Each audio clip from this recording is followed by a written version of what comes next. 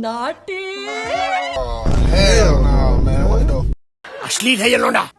National duty को सलाम। इसीलिए आपको इस वक्त हेडक्वार्टर्स को अलविदा बोलना होगा।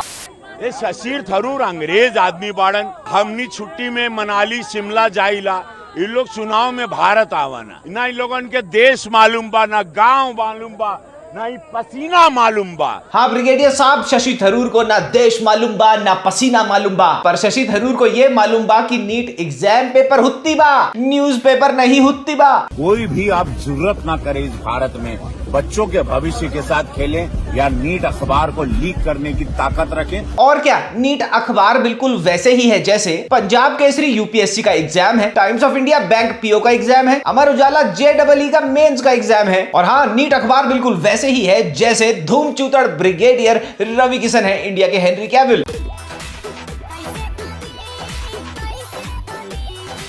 तो गरीबी इतनी है कि अभी भी 7 स्टार होटल में जाता हूं तो मैं अच्छा भोजन ऑर्डर नहीं करता, अभी भी खिचड़ी ऑर्डर करता हूं। लॉन्ड्री में कपड़े देने के लिए संकोच करता हूं। सुना क्या बोला ब्रिगेडियर सुत्ती बाबू ने? 7 सितारा होटल में जाकर भी अच्छा भोजन ऑर्डर नहीं करते और लॉन्ड्री भी नहीं कराते।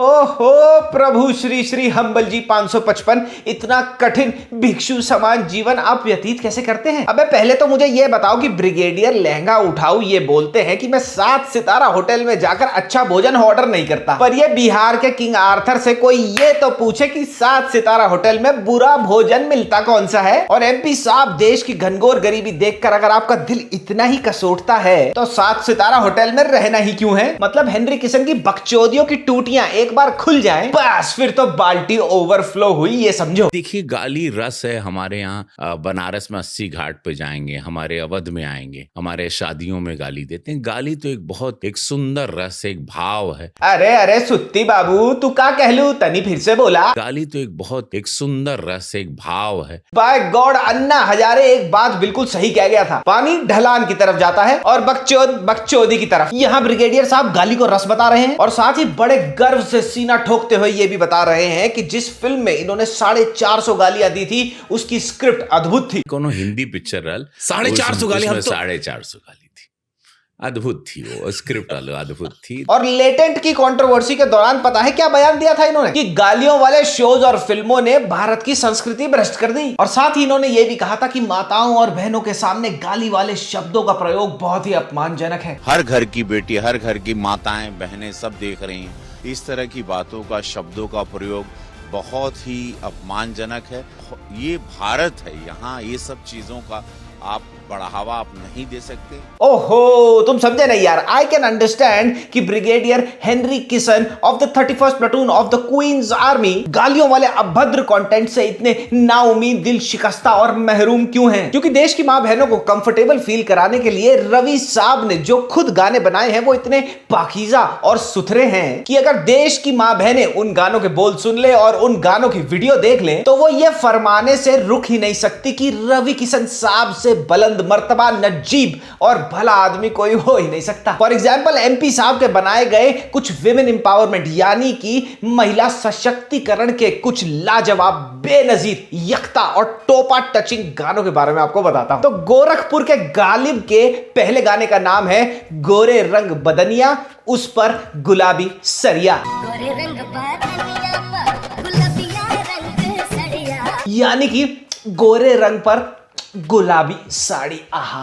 अब जो मियां पैंटी ड्रॉपर का अगला नगमा मैं आपके सामने पेश करने वाला हूं वो तो विमेन एम्पावरमेंट और विमेन सेफ्टी के लिए एंथम होना चाहिए। इस बेहतरीन, अजीमो जलील और आला गाने का नाम है जवानी के टिफिन। सही सुना आपने, जवानी के टिफिन।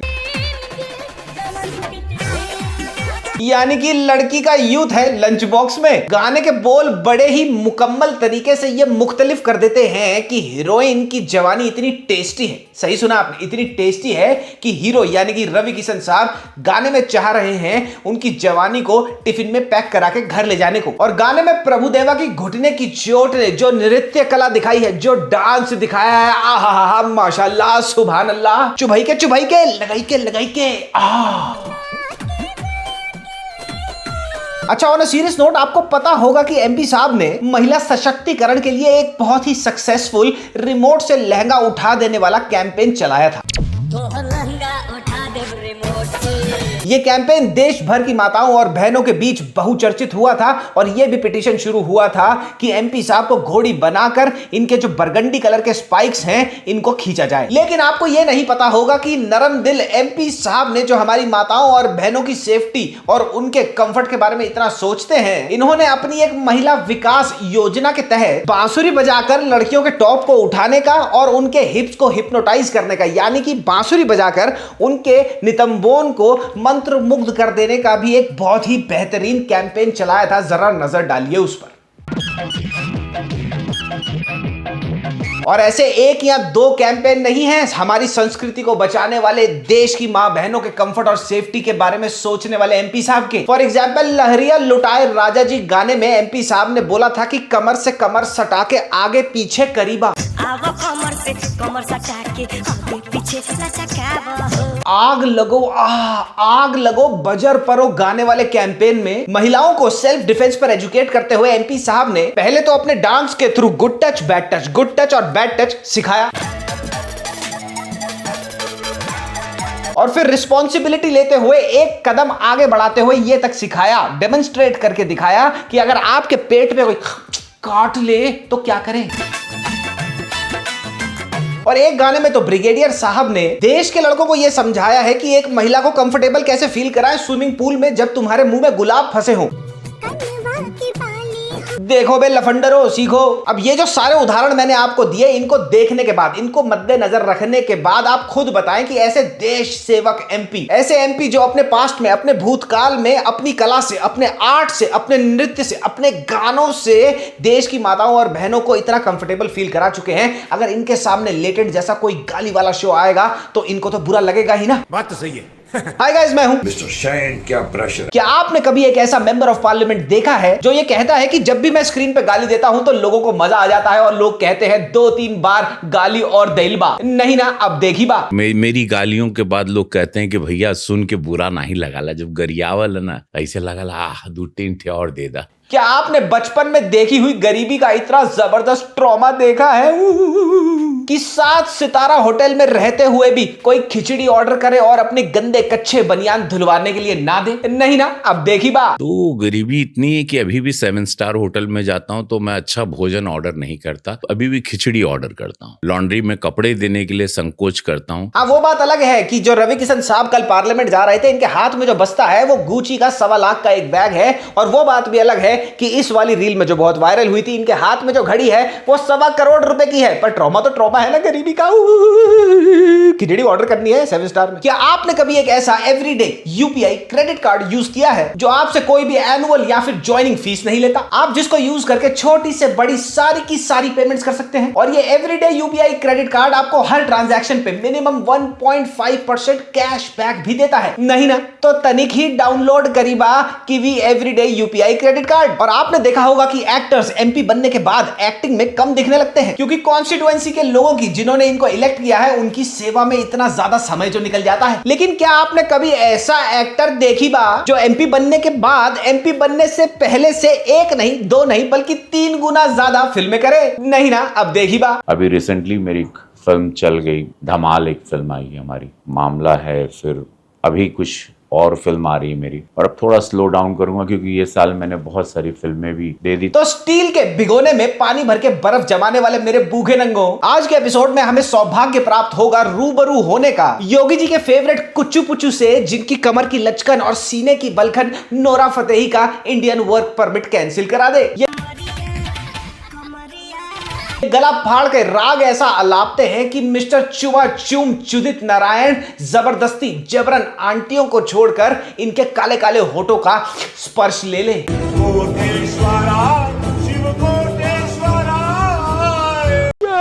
इनका वर्ल्ड क्लास आलू पूरी छाप, कहीं से भी बढ़ता हुआ अदरक नुमा फिजिक है, हेनरी कैविल के दही भल्ले ठंडे कर दे। अगर ये अपनी आंखें छोटी करके एक बार पाउट कर दे तो ओवरियों की लोकसभा में सीटें हिल जाएं।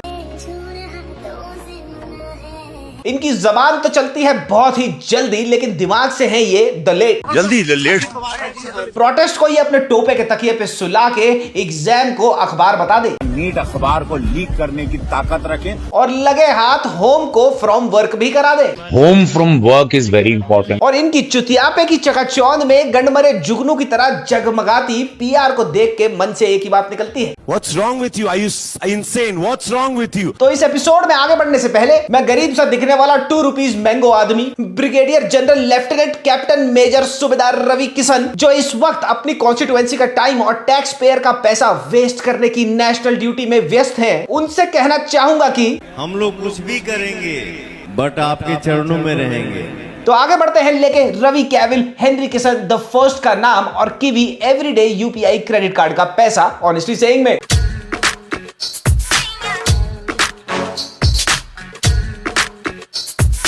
अभी कुछ और फिल्म आ रही है मेरी, और अब थोड़ा स्लो डाउन करूंगा क्योंकि ये साल मैंने बहुत सारी फिल्में भी दे दी। हाँ ऑफ कोर्स ब्रिगेडियर साहब को स्लो डाउन तो करना पड़ेगा ना, क्योंकि खुद सोचो एमपी बनने से पहले ब्रिगेडियर साहब ने साल 2015 से लेकर साल 2018 के बीच, जब संस्कारी ब्रिगेडियर साहब फुल टाइम एक्टर थे, तो इन्होंने करी 36 फिल्में और मात्र एक टीवी शो। और साल 2019 से साल 2026 के बीच जब ये बन गए एक फुल टाइम एमपी और पार्ट टाइम एक्टर, तब इन्होंने करी 45 फिल्में और एक नहीं, 2 नहीं, 3 भी नहीं, 4 भी नहीं, तुम सुत्ती बाबू पूरे 2 दर्जन यानी कि 12 ओटीटी शोज और टीवी सीरियल्स। और ये धांधलेबाजी ब्रिगेडियर साहब फुल टाइम एमपी होने के साथ साथ कर कैसे पा रहे हैं, इसकी जांच पड़ताल में हमारी CBI chief Rakhi Sawant already लग चुकी हैं। कल रवि किशन के बारे में भी लिख रही हूँ, उसके एक शो में जाकर बोलते मैं देश की सेवा करने जा रहा हूँ, मेरा बुलावा आ गया, लगभग घंटे का बुलावा आ गया, तू जाके रियलिटी शो में नाच रहा है। और super secret top secret of the secret CIA agent Rakhi Sawant ने फोरेंसिक जांच करने के बाद शायद यह पता भी लगा लिया है कि रवि किशन इतनी सारी फिल्में कर कैसे रहे हैं, और इन्होंने बड़े ही प्रोफेशनल तरीके से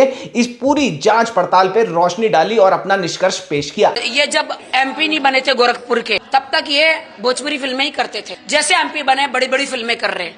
हमें भी तो राज बताओ कि आपको ये बड़ी बड़ी फिल्में कैसे मिली बबुआ, चमचागिरी कर रहे हो आप लोग। और खुद ही सोचो अगर कनल लहंगा उठाओ इतनी मेहनत नहीं करेंगे तो गोरखपुर को स्पेन कैसे बनाएंगे। और गोरखपुर की तुलना इस वक्त स्पेन से की जा रही है। बाय गॉड कसम रवि कैविल की भारी भरकम तोता आम जैसी छाती की, गोरखपुर को हर दूसरे इंटरव्यू में स्पेन स्पेन स्पेन बोल बोल कर रवि किशन स्पेन में से अगर एस हटा दो तो जो पेन बचता है वो बन गए हैं। कभी स्पेन किसी ने घूमा नहीं होगा, पानी बा वहाँ अगल बगल में कुल होटल बा, यारो पानी बा क्रूज बा अगल बगल में होटल बा। मैं जब स्पेन कहता हूं बार बार तो गलत नहीं कहता, आंख पे से अपने चश्मा करप्शन का हटाइए तो ये स्पेन दिखाई देगा। और मेजर साहब गलत थोड़ी हैं, गोरखपुर और स्पेन को कंपेयर करने में एक सिमिलैरिटी है। स्पेन में पुलिस को बोलते हैं POLICIA यानी कि पुलिसिया, और गोरखपुर में क्या बोलते हैं, पुलिसिया वेंच। तुम साले मैंगो बाइट छाप गरीब नेपोलियन रवि किशन बोनापार्ट का दूरदर्शी विजन समझ ही नहीं पा रहे, तुम्हारा लहंगा उठाना पड़ेगा रिमोट से। पता चाहे मेजर साहब को पाइनएप्पल की झांट बराबर कुछ ना हो, लेकिन इनकी हाजिर जवाबी हमेशा तैयार रहती है। एक इंटरव्यू के दौरान जो ये हफ्ते में अमूमन नाना करते हुए भी 500 से 600 यहां से वहां देते घूमते हैं, ऐसे ही एक इंटरव्यू में एक बहुत ही पढ़ी लिखी खातून ने जो गोरखपुर से ही बिलोंग करती है, उन्होंने रवि किशन भाई साहब से यह सवाल पूछा।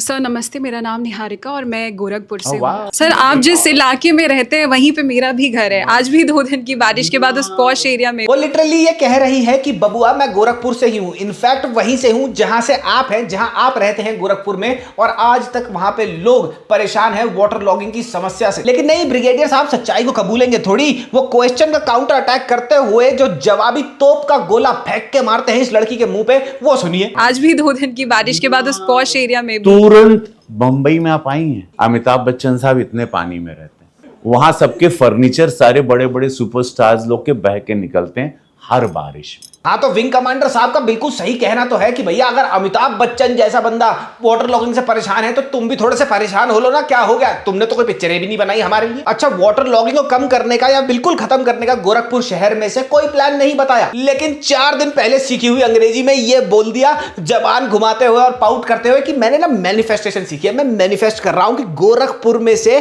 स्पेन तो निकलेगा ही निकलेगा। सर पर क्या ये अतिशयोक्ति नहीं होगी, क्योंकि अभी हम मैनिफेस्ट करते हैं, मेरे this is is the way I've been trained in my life. और मैनिफेस्टेशन वर्ड का लहंगा तो बिना रिमोट के बउआ भाई साहब ने जो उठाया हुआ है हर दूसरे इंटरव्यू में, इनफैक्ट हर इंटरव्यू में 1-1.5 दर्जन बार तो ब्रिगेडियर साहब मैनिफेस्टेशन वर्ड की बुआ को जवान करते ही करते हैं। सपने देखना और उसको मैनिफेस्ट करना, तो मैनिफेस्ट में बहुत पावर होता। मैंने जो जो सोचा वो मुझे मिलता गया। और बेटा, राशन कार्ड में चावल लेके आने वालों, अगर तुम्हारे को गोरखपुर में स्पेन नहीं दिखता तो तुम रवि किशन भाई साहब के हिसाब से पता है क्या हो? नेगेटिव एनर्जी वाले विरोधी हो तुम। कभी स्पेन किसी ने घूमा नहीं होगा, जो विरोधी है उनको पता ही नहीं होगा। और सही बात तो है, रवि किशन साहब के गोरखपुर स्पेन में ये जो वाटर लॉगिंग की रीलें आ रही हैं, जो वहां के लोग बना के भेज रहे हैं, वो देश विरोधी ही तो है, CIA प्लांट है वो। मैं जब स्पेन कहता हूं बार बार तो गलत नहीं कहता। आंख पे से अपने चश्मा करप्शन का हटाइए तो ये स्पेन दिखाई देगा। हर दूसरे इंटरव्यू में सीना ठोक कर विंग कमांडर साहब रामगढ़ लेक की क्लीनलीनेस और उसकी डेवलपमेंट को कंपेयर करते हैं स्पेन की वाटर बॉडीज से। मैं जब स्पेन कहता हूं बार बार तो गलत नहीं कहता। आंख पे से अपने चश्मा करप्शन का हटाइए तो ये स्पेन दिखाई देगा। अब सही तो कह रहे हैं साहब, तो क्या हुआ अगर स्टेट और सेंट्रल गवर्नमेंट ने मिलकर 300 करोड़ रुपए से ऊपर खर्च कर दिया है, ऑलरेडी खर्च हो चुका है इन क्लीनिंग द रामगढ़ लेक, लेकिन फिर भी IOSR journal of environmental science के 2026 के इकोलॉजिकल रिस्क असेसमेंट में यह पता चला कि Ramgarh lake industrial Suez dumping के कारण सिवियरली कंटामिनेटेड है और अर्जेंट बेसिस पे कुछ करा जाना चाहिए to protect the wildlife and public health. पर यार तुम भी पागल हो, ये सब काम एडमिरल साहब थोड़ी करेंगे, ये सारे काम तो एडमिरल साहब की मैनिफेस्टेशन करेगी ना, ये बेकार के काम थोड़ी करेंगे वो अपनी कॉन्स्टिट्यूएंसी के लोगों के लिए। या टैक्स ही तो भर रहे हैं ना उनकी कॉन्स्टिट्यूएंसी के लोग, उनको प्रमोट करनी है नेटफ्लिक्स पे अपनी पिक्चर, वहां पे भी तो डांस करना है, रील बनवानी है यार।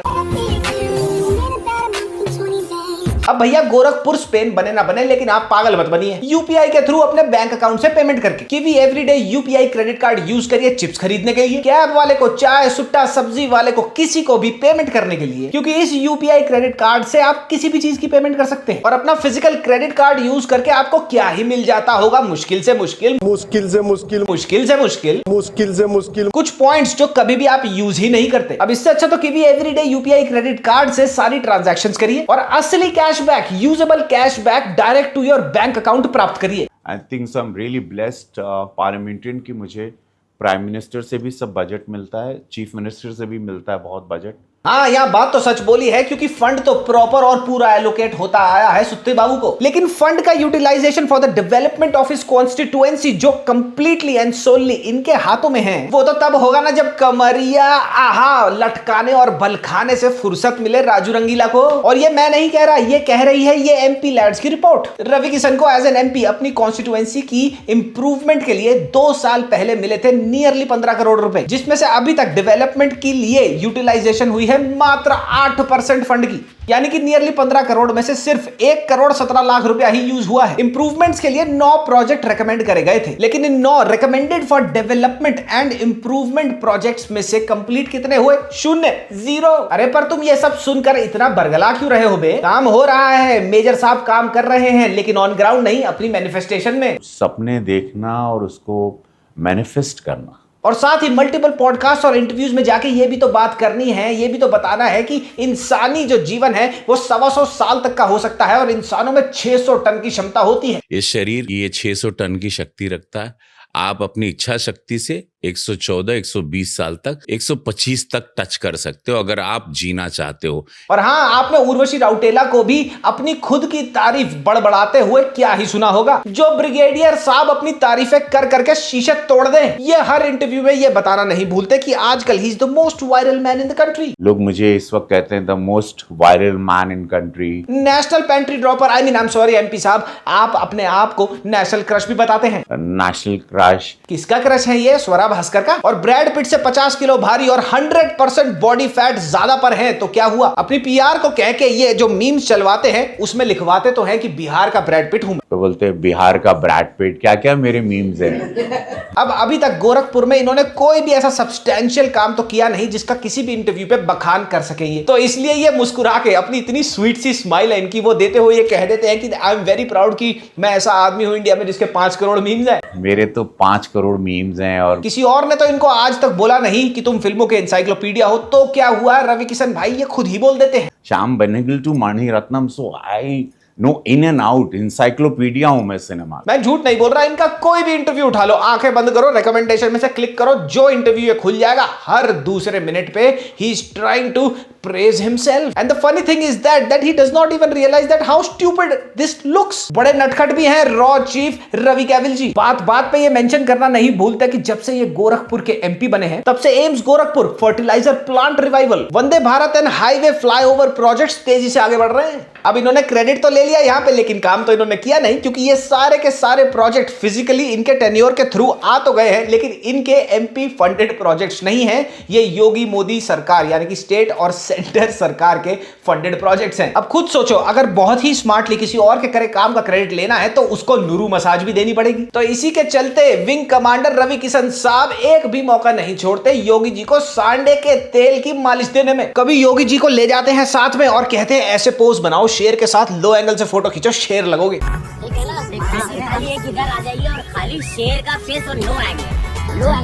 तो कभी रैलियों में चीख चीख कर, बाय गॉड इतनी तेज चीखते हैं मुझे तो लगता है अभी बेहोश हो जाएंगे। ये बोलते हैं कि सारा का सारा युवा बरगला जाता है, पागल हो जाता है योगी जी को देखने के लिए। महाराज जी पूरा जेंजी क्राउड है, सब युवा आया है, आपको देखना युवा पूरा पगलाया रहता है। और एमपी साहब के हिसाब से मोदी जी को तो बर्बाद हुआ देश मिला था, बिल्कुल ही नेस्तानाबूद हो गया था हमारा देश। लेकिन 2014 के बाद क्या वेंचो स्पेन, क्या बार्सिलोना, क्या ये क्या वो, सब बना दिया वेंचो। एक खत्म हुआ देश मिला था उनको 2014 में, खोखला हो चुका था ये देश। अब रवि किशन के लिए योगी जी और मोदी जी की कंसिस्टेंट तारीफ करना मुश्किल है या आसान, ये तो बोलना मुश्किल है, लेकिन kiwi everyday UPI credit card की ऐप को डाउनलोड करना बिल्कुल भी मुश्किल नहीं है। ऐप डाउनलोड करो, अप्लाई फॉर क्रेडिट कार्ड करो, इसके बाद अपना केवाईसी करो और बस जैसे ही अप्रूवल आया आपको क्रेडिट कार्ड दिख जाएंगे। अब पेमेंट करो, असली का यूजेबल कैशबैक अपने बैंक अकाउंट में पाओ और रवि किशन की तरह डांस करो यार। और अगर आपको लग रहा है कि अलायंस छोड़कर रवि किशन साहब जो बाहर आए थे नेशनल ड्यूटी निभाने के लिए, तो वो कौन सी नेशनल ड्यूटीज निभा रहे हैं मैं आपको वो भी बता देता हूं। नेशनल ड्यूटी नंबर 1 धमाल 4 की नेशनल प्रमोशन कर रहे हैं और अपनी पीआर से रील बनवाकर लोगों को ये बता रहे हैं कि प्लीज आप भरोसा करिए मैं हॉलीवुड का नहीं हूं, मैं बॉलीवुड का ही सितारा हूं, ये देखिए reel. National duty number 2 Dharmendra Pradhan की नई नौकरी की सिफारिश करने के मीम्स भी तो बनवाने हैं। गुड गुड, एक बहुत गरीब लड़का आया है, 3 साल वहीं काम करता था, he lost that job, but he is a very talented boy, एकमात्र। नो नो नो, अरे बहुत अच्छा होगा, थैंक यू, बस थैंक यू। हाँ महादेव। नेशनल ड्यूटी नंबर 3 300 से 400 और इंटरव्यूज करने हैं और वहां पे जाके 1,500-2 हजार बार ये बताना है कि मैंने 400 से 450 से 550 से 800 फिल्में करी हैं और मैं इंसाइक्लोपीडिया हूं किसकी, फिल्म इंडस्ट्री की। Shyam Benegal to Mani Ratnam, so I know in and out, encyclopedia हूं मैं सिनेमा। नेशनल ड्यूटी नंबर 4 हर इंटरव्यू में ये नहीं बोलना कि लापता लेडीज पहुंच गई ऑस्कर तक, ये बोलना है कि हम भी लापता लेडीज के पार्ट थे और हम भी ऑस्कर तक पहुंच गए। Laapataa lady actually comes to mind most recently, Oscar तक गए थे। या बिल्कुल बिल्कुल। एंड आपने ओटीटी पे भी हम ऑस्कर पहुंचे हुए कलाकार हैं। Now on a very very serious note guys, Ravi Kishan is a very good actor. उनका पिछले 10 साल उठा के देख लो, he has incredibly improved as an actor. मामला लीगल है, Laapataa Ladies, he has proved his acting chops, but as a politician, as an MP, he is an absolute joke. अभी तो इनकी पीआर ने इनको वायरल मीम मटेरियल बना दिया है सोशल मीडिया पे और इनके हिसाब से इनको लग रहा है ये सब तो हंसी टट्टा है, लेकिन आने वाले टाइम में अगर गोरखपुर में कुछ ऐसा घट गया जो इन द फर्स्ट प्लेस इनके एमपी रहते इनकी कॉन्स्टिट्यूएंसी में नहीं घटना चाहिए था, तो ये जो रिंगा रिंगा रोजेस खेल रहे हैं ना योगी जी और मोदी के साथ, ये दोनों ही इनको बोलेंगे बेटा चलो अपना इस्तीफा दो और निकलो। और ये जो हेनरी कैविल, ब्रैड पिट वाले नेशनल क्रच वाले कंचे खेले जा रहे हैं ना रवि किशन और इनकी पीआर टीम से, ये सारे के सारे मीम्स बैकफायर करेंगे उस टाइम। और अगर आपको नहीं पता तो 2014 में इन्होंने बीजेपी के अगेंस्ट कंटेस्ट करे थे कांग्रेस के थ्रू इलेक्शंस और बड़े जबरदस्त तरीके से हारे थे तब। Honestly I think he is a very happy and jolly man. इनको देख के मजा आता है स्क्रीन पे। मामला लीगल मुझे अच्छा लगा था, लापता लेडीज में भी बेहतरीन परफॉर्मेंस थी, बट प्लीज यार ये जो पॉलिटिशियन का जो तुम पपेटरिंग हो रही है ना तुम्हारी, जो तुम्हारे पीछे 2-4 लोग बैठ के चला रहे हैं, बस तुम्हें वहां पे बिठा रखा है जस्ट बिकॉज तुम उनकी हर रैली में तारीफ करते हो और साथ ही उनको लगता है कि भैया इसका जनरेशनल पुल बहुत बढ़िया है, जेनजी का पुल बहुत अच्छा है, वायरल मटेरियल रहता है, ये ज्यादा दिन चलेगा नहीं, it is only going to turn into a bad joke. अगली वीडियो होगी रामायण का ट्रेलर रिव्यू और इस हफ्ते मैं ऑनेस्टली सेइंग पॉडकास्ट पे एक और बार फिर से बैठा मिस्टर जेवी पैंट्स के साथ, अनमोल के साथ from tried and refuse productions. उसका ट्रेलर मैं अगली वीडियो में ड्रॉप कर दूंगा ऑनेस्टली सेइंग पॉडकास्ट पे। वो पॉडकास्ट लाइव हो जाएगा सैटरडे। तब तक के लिए आपको ये वीडियो कैसी लगी कमेंट सेक्शन में कमेंट करते जाना। मामा मिया, लजानिया पप्पी, बाय बाय, घर जाके सुत्ती बाबू।